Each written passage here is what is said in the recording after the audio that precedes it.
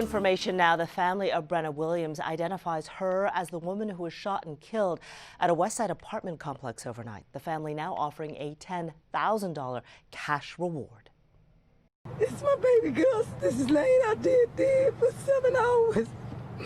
If y'all know anything, if y'all hear anything, if y'all have any kind of, just please come and help the family so we can put Brenna to rest in peace. Please come help us. Williams was one of 2 people killed at the complex on Meadow Glen last night. Here is Janelle Ford. The sobering sight of a family grieving early this morning puts into perspective the violent year we've seen in Houston. The number of homicides in the city is up an alarming 44% compared to this time last year.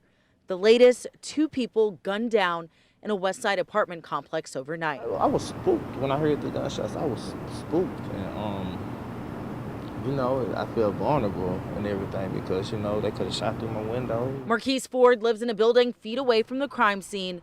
He says he heard gunshots go off around 11:30 last night. When police arrived, they found a man and a woman dead near a dumpster. Ford says he'd seen the victim around the complex before. It's just shocking. I ain't never been through shooting so close to where I live, you know, so that's shocking. You know, they seem pretty cool too.